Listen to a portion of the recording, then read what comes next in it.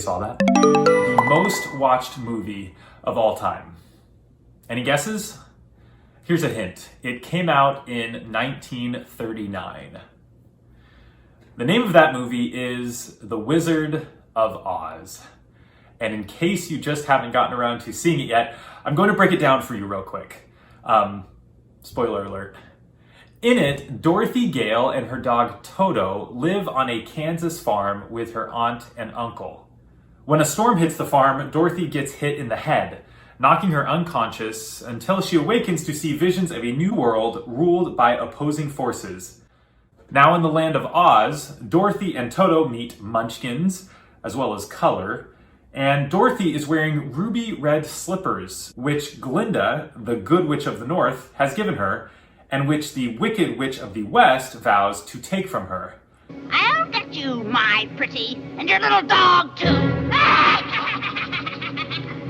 They then travel down the yellow brick road to meet the great Wizard of Oz, who can help them return home. Along the way, Dorothy meets 3 new friends, faces several challenges, and overcomes the Wicked Witch by incidentally splashing her with a carefully concocted potion known as water. I'm melting! Melting!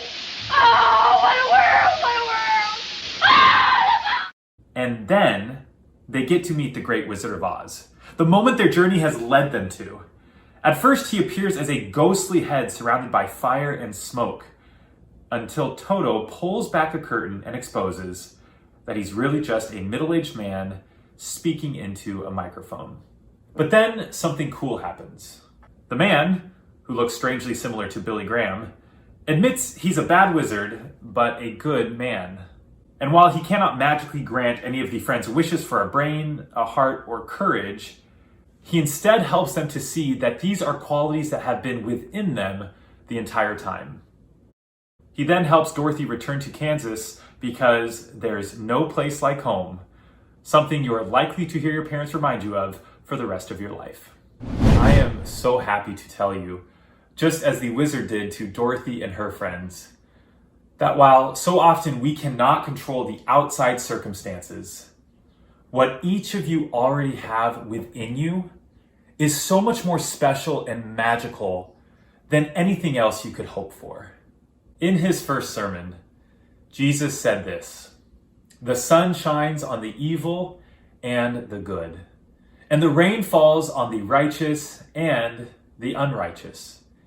In other words, Jesus is pulling back the curtain and saying, look, life happens, oftentimes totally out of your control. But why is he saying this? Because he's also explaining what we can control. And it's here when Jesus says, love your enemies.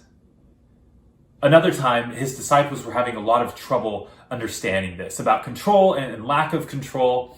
And so he called them together and he said this: "A new command I give you, love one another.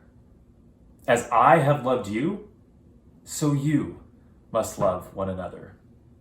And by this, all men and women will know that you are my disciples if you love one another." And so, where is the magic? It's the same place it's always been. It's right inside of you.